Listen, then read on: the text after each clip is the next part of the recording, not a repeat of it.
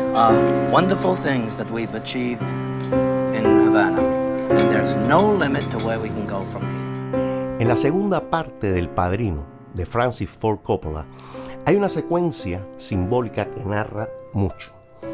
Es el cumpleaños 67 de Hyman Roth, un personaje inspirado en el mafioso Meyer Lansky, y en el penthouse habanero, imitando el Hotel Capri, conversan sobre el futuro de sus negocios una vez llegue la hora de su fallecimiento. Mientras esto ocurre, los gángsters van cortando un cake, un pastel de cumpleaños decorado con la silueta de la isla de Cuba. La mafia se reparte trozo a trozo, a su antojo y sin atisbo de ninguna culpa, la isla en pedazos. Esta es la visión que se vende de la Cuba prerevolucionaria, una Cuba sumida en la pobreza y la miseria moral, una Cuba dominada por la mafia. ErnestoMiami.com.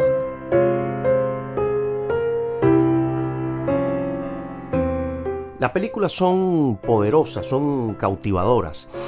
En ese paisaje de la imaginación y el glamour, la Cuba precastrista ha sido reconstruida y recontada por las manos hábiles de Hollywood y por autores de bestseller que seducen a su audiencia con la fascinación de la mafia y haciendo, por supuesto, un dinerito en la empresa de pintar un cuadro lúgubre y decadente de una Cuba mucho más compleja. La mitología tejida alrededor del dominio de la mafia en La Habana se ha convertido en una verdad aceptada por muchos, desde artistas, escritores y académicos, hasta turistas ansiosos por explorar las ruinas de un pasado imaginario. La percepción de los años 50 como una era de esplendor controlada por los capos americanos se ha tatuado en la imaginación colectiva, pintando a Cuba como un paraíso de vicios y corrupción, donde los deseos más oscuros se convertían en realidad en los casinos y burdeles de La Habana. Sin embargo, esta narrativa simplista borra la complejidad de la realidad cubana entre la década del 30 y el 50, relegando al pueblo cubano sus fracasos, que fueron algunos, y sus proezas, que no fueron pocas. Relega al pueblo cubano a meros actores secundarios en su propia historia. Como aquella escena de Michael Corleone mirando a La Habana desde su auto. Los cubanos en estas narrativas no son más que actores de rellenos, extras de su propia historia, donde nos venden a los capos de la Cosa Nostra como los verdaderos hacedores de la historia cubana. Este mito mafioso distorsiona el pasado y enfoca y se enfoca en la exageración y el sensacionalismo para el consumo del entretenimiento. Además, le viene como anillo al dedo al discurso revolucionario de Castro y la izquierda internacional, que se presentan como salvadores de una nación sumida en la decadencia y la depravación. Y por otro lado, da riendas a una propaganda histórica donde la identidad cubana queda eclipsada por el fatalismo geográfico y el dominio de la mafia. En este video intentaré demistificar esa idea de que La Habana era la trastienda de la mafia, la prostitución y el juego, esa idea tan vendida y tan comprada, pero que es tan real como un billete de $3. Tú puedes ayudar al crecimiento y permanencia de este canal. 1. Puedes dar un like, suscribirte y compartirlo con tus amigos. 2.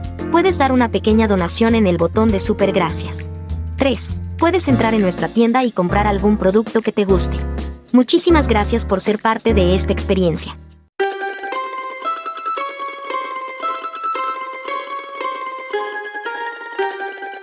A ver, la presencia de la mafia en La Habana durante los turbulentos años 50 es innegable. Desde Meyer Lansky y su soñado Hotel Riviera, quien ascendió desde las calles de Nueva York durante la ley seca hasta convertirse en un magnate del juego en el sur de la Florida y luego en La Habana. Hasta Santos Traficante, un gángster con conexiones en el mundo del juego en Tampa. Estos nombres y otros eran conocidos en los casinos y en la vida nocturna y cabaretera de La Habana de aquellos años. La mafia o los grupos organizados del crimen han existido y existen, pero eso no quiere decir, como venden en el caso de la República Cubana antes de 1959, que Cuba era el prostíbulo de los norteamericanos, ni que era una sociedad decadente y amoral donde reinaba el crimen y la deshonestidad. ¿De dónde entonces le viene esta fama? Te recuerdo que los años 20 fueron los años locos, los años felices, etc. Luego del fin de la Primera Guerra Mundial, Occidente respiraba una especie de euforia económica, política, etc. Es la época que cuenta la novela de El Gran Gatsby, es la época del Charleston, del jazz, es la época de los grandes rascacielos neoyorquinos, y en Estados Unidos es también la época de la ley seca. Los políticos, como siempre haciendo de las suyas, crearon con esta ley uno de los movimientos más fuertes e importantes del crimen organizado. La demanda por los licores seguía viva y ahí estaría el mercado negro para ofrecerlo. Entonces aparecieron nombres que hoy en día son parte de la cultura norteamericana, como por ejemplo Al Capone. Desde los años 20, el turismo en Cuba se triplicó. La ley seca y su puritanismo etílico de las leyes americanas empujaron hacia La Habana a muchísimos norteamericanos que estaban deseosos de una vida nocturna plena. La gente quería hacer más que ir a la iglesia los domingos. Es en esta época en que aparece el Hotel Saratoga, junto a la Fuente de la India, frente al Parque de la Fraternidad, al cual dedicamos un video que te dejo por aquí en la descripción.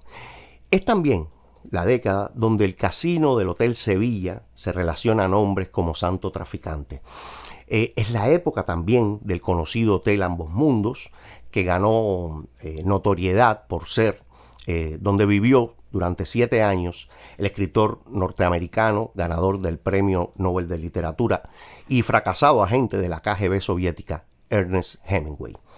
La guinda hotelera llega los últimos días de 1930. Frente al malecón habanero abre el recién construido Hotel Nacional de Cuba, que en la mitología estaría muy relacionado al mundo de los capos. Incluso sería la sede de una de las más importantes reuniones de la mafia en diciembre de 1946, el cónclave o conferencia de La Habana, que supuestamente había sido organizada por Lucky Luciano y donde asistieron delegados de las diferentes familias mafiosas. Estaban Luciano, estaban Santo Traficante, Costello, Anastasia, Vito Genovese, e incluso la nota musical estaría a cargo de Frank Sinatra. Reuniones como estas y otras aparecen dramatizadas en la película, por ejemplo, El Padrino, segunda parte. ¿Cuánto hay en todo esto de imaginación y cuánto de realidad?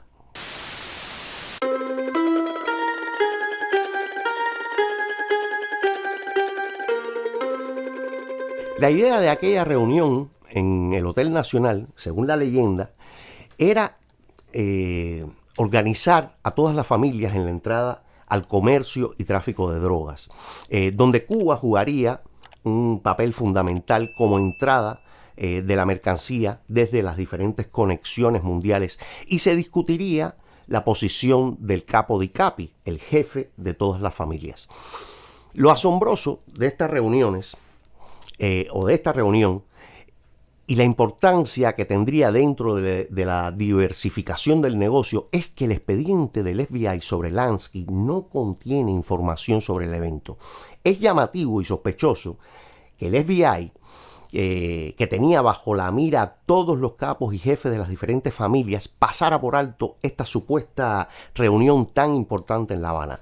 Una congregación de más de 20 figuras del más alto rango dentro de las familias americanas, delegaciones de New York, de New Jersey, de Chicago, de Buffalo, de New Orleans, de Tampa, el sindicato judío. Además, para amenizar la velada mafiosa cantaría nada más y nada menos que Frank Sinatra, quien además ya era famoso y también tenía un expediente amplísimo en los archivos del FBI.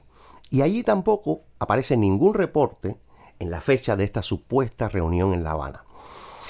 Podríamos especular que fue un mal trabajo del Buró de Investigación, pero es que luego no hay alusiones a esta reunión tan importante. El expediente de Lucky Luciano, que está en los archivos del FBI, es largo, de decenas y decenas de páginas que describen al detalle los movimientos del capo siciliano. Sin embargo, en los expedientes que pude investigar en los archivos del FBI, lo sitúan en Roma y otras ciudades de Italia en el verano de 1946, y el primer reporte en La Habana no es hasta finales de enero de 1947, donde además lo reportan relacionado con el hipódromo del Oriental Park, con Meyer y otros puntos del juego y la apuesta. ¿Cómo es posible que no solo pasaran por alto a Luciano, a Frank Sinatra, sino a una lista de los hombres más vigilados del FBI en esa época? Entonces, ¿de dónde sale esta historia y su posterior leyenda?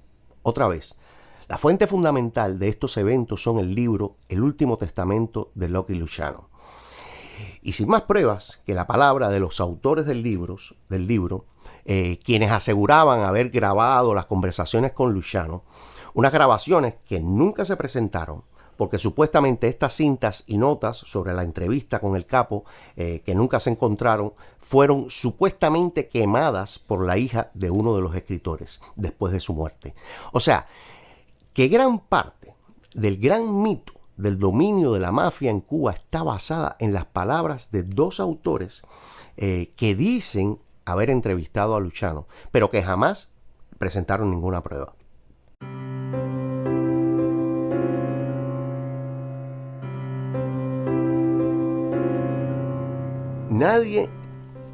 Nadie cuestiona la presencia de la mafia en La Habana.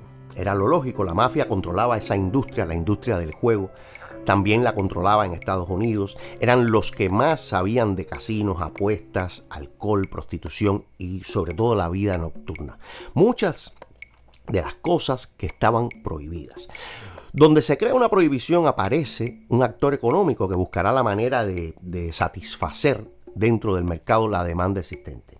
De hecho, cuando usamos la palabra mafia, nos viene a la cabeza miles de películas, imágenes de violencia, pero realmente era una organización de negocios, una organización que venía a suplir las necesidades de un mercado negro y subyacente. En este caso, eran productos y servicios que dentro de las leyes de la sociedad eran y muchos siguen siendo ilegales, pero que tienen un público demandante. La ley crea el delito. Si nos prohibieran el uso, hoy en día, si nos prohibieran el uso y venta de teléfonos celulares, veríamos al momento una gran cantidad de grupos ilegales vendiéndolos y un grupo también de clientes demandantes comprándolos. Se crearían al instante la mafia de los celulares.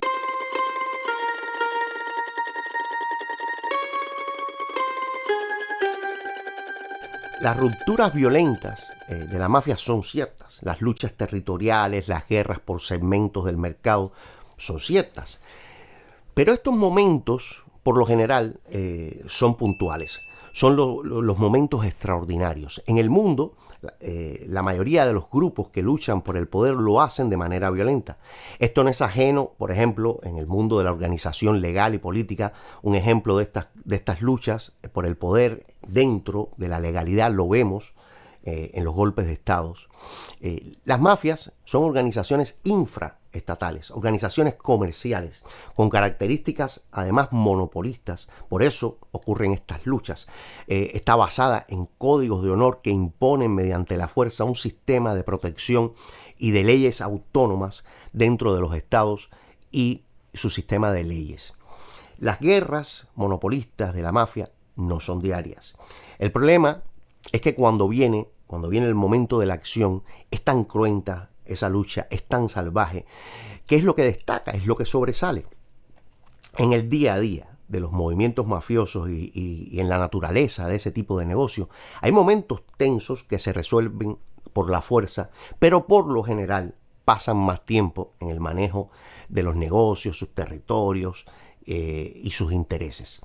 De hecho, una de las cosas que se cree es que la entrada de Meyer Lansky en el panorama del juego en Cuba fue para adecentar la industria, ya que antes de la entrada de la mafia a Cuba, las posibilidades de ganar apelando al juego de azar eran mínimas. Lansky lo convirtió el antiguo garito amañado en lugares turísticos respetables donde los turistas podían apostar y jugar con cierta seguridad.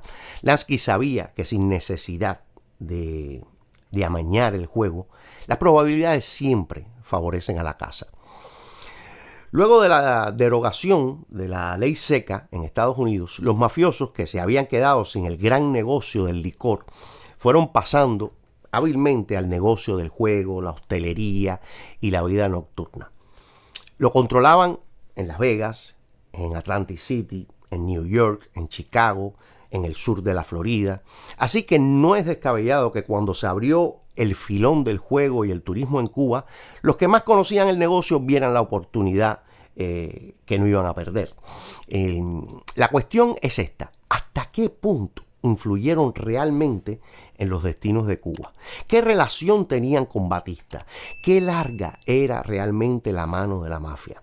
Cuando consultas fuentes no tan serias, hablan de la relación de Batista con Lansky, la vieja amistad entre ambos y cómo se beneficiaban mutuamente mediante el control de los casinos, hipódromos, etc. Incluso hasta se habla de que Batista abriría los fondos del Estado para igualar cualquier inversión hotelera por encima de $1 millón. Todas estas aseveraciones se hacen sin ofrecer ninguna fuente fidedigna, aunque sí, si te pones a buscar en internet, aparecen pruebas contundentes como esta foto. Fotos como esas están en internet como prueba irrefutable de la relación de Batista y su cercanía y fraternidad con Meyer Lansky. Una manipulación burda que me tardó apenas 1 minuto en desmontar y encontrar la falsedad del documento. Lo increíble es que la foto falsificada está en muchísimas webs e incluso en Wikipedia, y la muestran como evidencia de cómo la mafia controlaba la vida política y la vida social de Cuba. Si bien los mafiosos eran conocidos inversionistas en la próspera industria del juego, su papel en la política cubana parece más dudoso de lo que sugiere la mitología popular, los libros y las películas. En el film El Padrino cuentan de reuniones de Batista con empresarios y mafiosos en el Palacio Presidencial. Esa visión propagandística de la izquierda internacional de ligar corrupción con capital, con política y con crimen.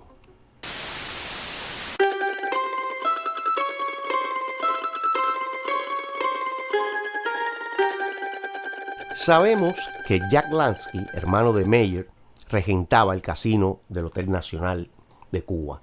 Santos traficante, era asiduo y se le vincula a los casinos de Soucy y Tropicana, 2 de los centros nocturnos más conocidos y visitados. Se menciona que Meyer Lansky tenía el control del hipódromo de Marianao en 1937 y por supuesto la gran joya de la corona mafiosa, los tan nombrados hoteles Habana Riviera y el Capri, que abren sus puertas en 1957.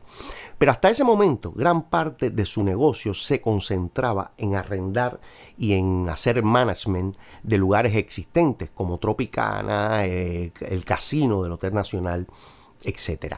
Sin embargo, la información que nos venden de aquella Cuba es la de un vínculo penetrante, directo y poderoso de estos mafiosos en los destinos de la política y de la vida cubana. ¿Qué envuelto estaba realmente el poder político cubano de la época con la mafia norteamericana? Lansky y otros mafiosos fueron vigilados y espiados intensamente por el FBI y otras agencias policiales americanas. Sin embargo, no se ha encontrado evidencia documental de estos encuentros, reuniones y conspiraciones entre los capos y los líderes cubanos. Si, como nos cuenta la mitología, Cuba era dirigida y regida por la Cosa Nostra, o al menos tenían un papel fundamental en los destinos de la política de la isla, ¿por qué no hay rastros de esos encuentros entre las partes? ¿Por qué el gobierno de Castro nunca aportó esas pruebas? Pruebas que le servirían para su discurso. Nunca presentan esas pruebas porque no las tienen, no las tenían, porque no existían, solo comienzan a hablar de este tema hasta los años 70, cuando salen las biografías infladas y exageradas de los viejos capos americanos. No hay duda de que Lansky y su hermano Jay, santotraficantes, sobornaron seguramente a burócratas y a políticos de la periferia, algo que suele ocurrir y ocurría y ocurrirá en todo el mundo.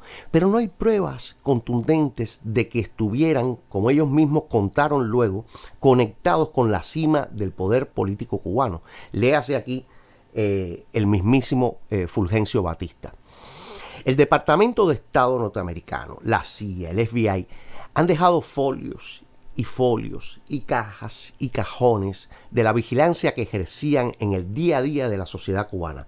Esas agencias, como está documentado, monitoreaban toda la actividad del dictador cubano, las reuniones diarias, sus encuentros con visitantes extranjeros. Tenían información sobre sus alianzas políticas, sus planes, incluso detalles de la vida íntima y amorosa del gobernante.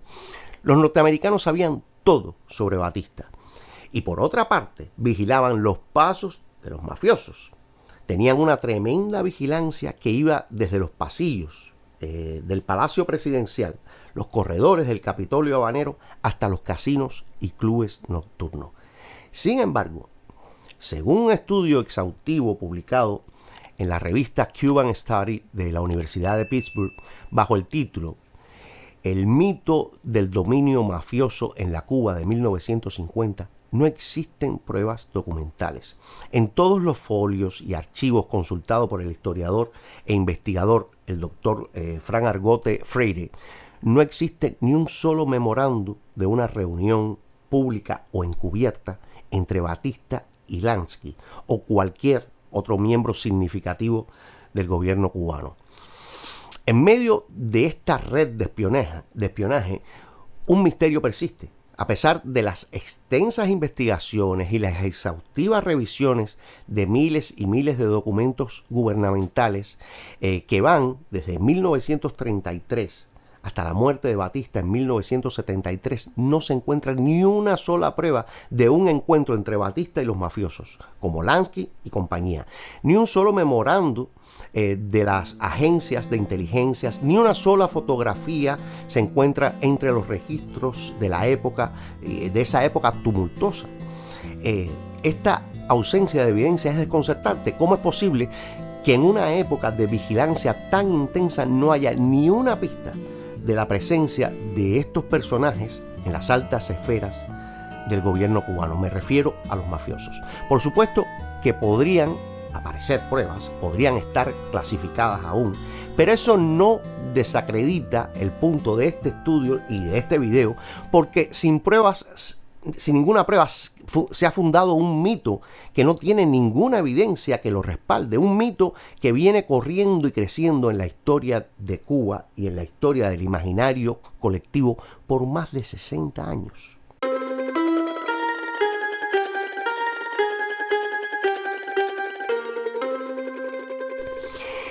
Sin pruebas reales, entonces, ¿de dónde nace esta avalancha que fue creciendo? Este mito, según el profesor Argote Freire, parte de dos pilares.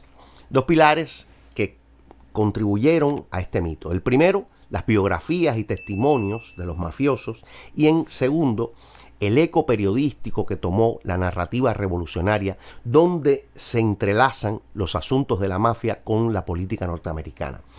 A ver, Lansky, Luciano, etc., dejaron un legado mítico a través de testimonios y relatos donde, por supuesto, los mafiosos, sin presentar ninguna prueba, amplifican sus hazañas, presentándose como protagonistas de la historia cubana. Estos personajes, en los años 70, las postrimerías de sus vidas, intentaron dejar un legado de relatos sin fundamentos basados en el ruido de las palabras. Es en esta época en que descubrimos a un Meyer Lansky que parecía hermanísimo de Batista, con una cercanía e incluso una influencia muy poderosa sobre el gobernante cubano, al punto que si trazamos una línea temporal, un timeline, Lansky había descubierto prácticamente a Batista incluso antes del 33, cuando era Batista un simple sargento, y fue alimentando supuestamente a Batista hasta convertirlo en la figura militar y política que llegó a ser. Lansky se presenta como el hacedor de Batista. En los años 70, el periodismo amarillista, que debemos reconocer es parte de la nación y la cultura americana, tomó estas historias y sin ningún rigor y sin ninguna seriedad se hicieron eco de toda esta narrativa. La narrativa de estas biografías mafiosas que no presentaban ninguna evidencia de lo que contaban. Eran exageradas, posiblemente buscando el mercadeo de aquellos libros. Estos artículos en los diarios, esas biografías publicadas, dejaron en blanco y negro una historia que realmente no presentaba ninguna prueba. Pero una vez que están impresas, adquieren la relevancia de una especie de fuentes. La palabra impresa es muy poderosa. No es lo mismo decir fulanito me contó o me dijo tal cosa a decir esto está publicado. Imprimir tiene una influencia desmedida sobre la verdad. Así que de estas supuestas fuentes, de aquellos relatos de los envejecidos capos, nacen novelas como El Padrino de Mario Puzo, Nocturno de La Habana de T.J. English, películas como Habana y esas visiones turísticas de una república bananera dominada por el AMPA. Visión que por supuesto es la que levanta el segundo pilar, otro pilar inflado como un globo, el pilar de la propaganda revolucionaria que pinta a la sociedad cubana como un gran garito de juego y prostitución, una Cuba pordiosera al servicio del turista blanco que llegaba con sus dólares. Y ahí se levanta Castro y su revolución como los grandes salvadores de una república completamente manipulada historiográficamente. Lo primero a saber es que el peso cubano tenía el mismo valor que el dólar. Y esto no es una opinión chauvinista, ahí le voy a dejar la fuente. Así que esa idea de país tercermundista necesitado de unos dolarillos cuadra más con la realidad actual de Cuba que con la realidad de la época a la cual me estoy refiriendo durante la República. Señores, yo los invito a ver fotos de La Habana en los años 50 y vean también las fotos de Las Vegas, de Tampa, de Miami. No hay comparación. Las ciudades americanas parecen pueblos. La riqueza arquitectónica que dejó la corona española y las siguientes 5 décadas de la República dan muestra de ello. Solo hay que darse cuenta que Cuba es prácticamente un lugar donde no se ha construido en 65 años. Y aún sin cuidado, aún sin mimo, La Habana da testimonio de lo que fue. Construir es costosísimo. Solo un país con dinero puede construir. Construir da muchos puestos de trabajo que impacta el nivel de vida de la población. Para construir se necesitan bancos, se necesita infraestructura y se necesita luego un pueblo con recursos para vivir en esas construcciones. De verdad que no me juega la lista con el billete. La prueba es que el turismo que visita hoy Cuba, ¿qué hacen? Van a La Habana Vieja, La Habana Española, visitan y se fotografían en una ciudad desarrollada por la República, montan en carros norteamericanos que entraron a Cuba antes de 1959 y que se quedaron allí atrapados en esa isla y en ese tiempo. No veo yo a los turistas que visitan Cuba muy entusiasmados con irse a la mar a ver los edificios sovietizados, ni tampoco veo un gran entusiasmo por irse a una cooperativa agropecuaria, ni por vivir la experiencia revolucionaria, la experiencia de la carencia, el calor y las colas.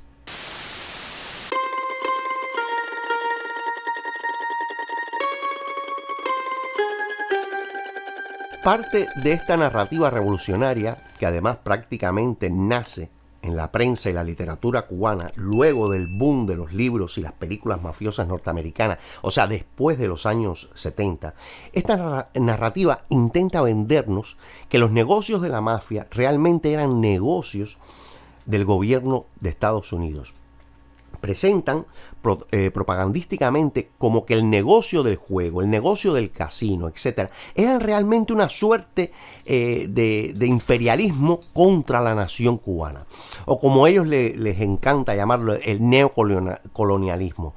Pero como advierte el profesor Frank Argote Freire en su ensayo, evitan mencionar que estos mafiosos eran vigilados, buscados, perseguidos por diferentes delitos por el gobierno norteamericano, el gobierno supuestamente neocolonial. En su intento de ligar la mafia con las intenciones neocoloniales de Estados Unidos, evitan contar, por ejemplo, cómo la policía secreta cubana investigó a Luciano y cómo los Estados Unidos presionó a Cuba para que deportaran al capo a Italia, lo cual hizo el gobierno de Ramón Grau San Martín en 1947. Las biografías de Lansky, que desconocen la política cubana, sitúan, por ejemplo, a Batista como el que dirige la política de la isla desde 1930, incluso antes de la revolución de Machado, y cómo Batista maneja a los presidentes que le siguieron, como Grau, como Prío, cuando es sabido, por ejemplo, la ojeriza entre Prío y Batista. Tal es así que se pasan por el forro del olvido que Batista estuvo exiliado en los Estados Unidos durante los años 40. Sin embargo, esta literatura hace creer que realmente todos los presidentes cubanos eran hombres de Batista.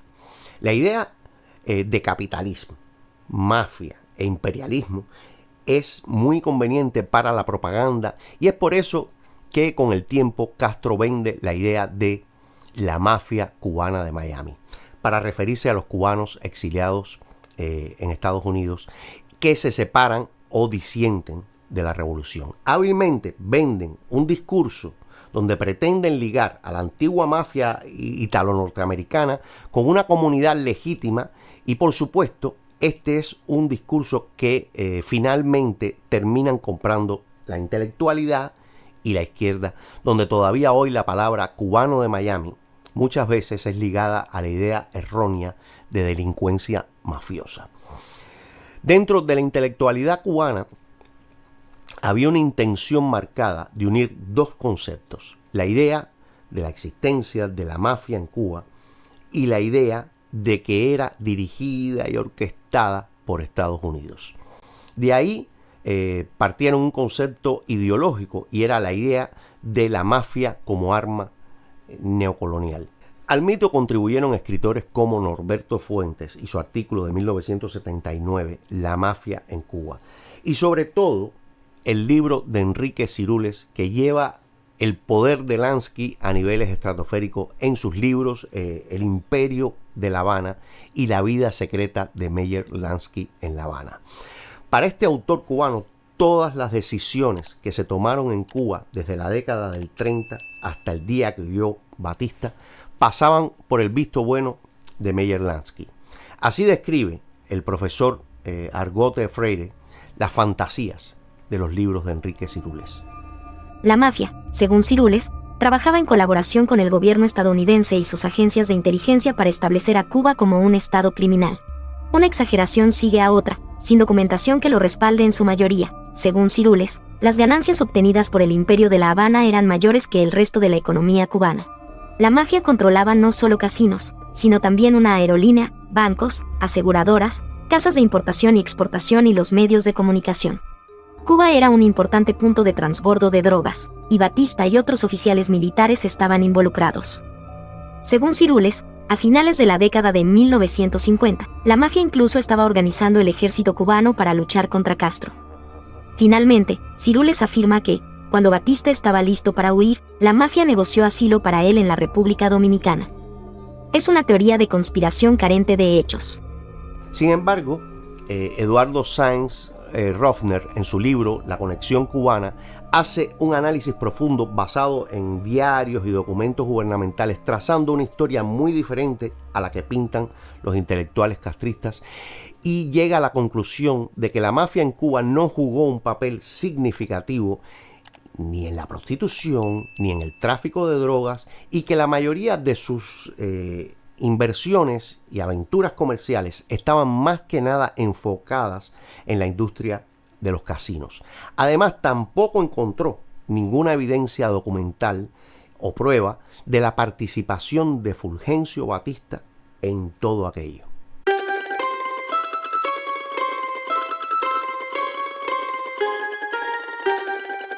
La narrativa de la mafia en Cuba está distorsionada, ya sea por motivos financieros en el caso de la industria del entretenimiento o por motivos políticos, el caso del castrismo.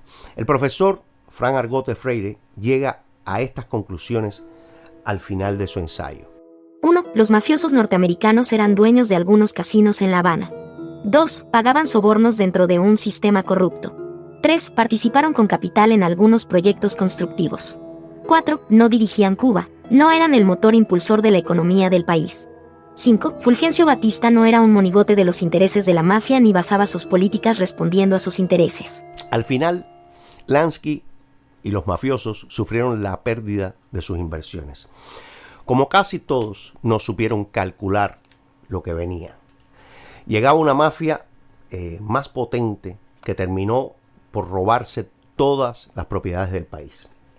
La ficción, el cine y la novela han creado el mito de la mafia, un mito basado en dos pilares: la nostalgia norteamericana por sus viejos personajes mafiosos y la necesidad de la revolución cubana de demonizar y desprestigiar la sociedad y la política que pretendían ellos suplantar. Por eso luego llamó Mafia de Miami a los cubanos que muestran su desacuerdo con la dictadura. Fidel Castro y su revolución se convirtieron en los reales capo di capi. Robaron todas las propiedades, desde los grandes capitales hasta la pequeña tiendecita de la esquina. De Fidel Corleone no se escapó ni la cajita del limpiabotas. Usaron sin misericordia todos los recursos: la violencia, la extorsión, el robo. Ahora, desde la peor forma de Estado, el Estado comunista. Pero Hollywood olvidó contarnos esa historia, la historia de la verdadera mafia, la que robó, la que fusiló, la que expulsó, la que terminó por arruinar una nación que hoy en día es prácticamente irreconocible. Gracias por tu compañía y recuerda, vive y deja vivir.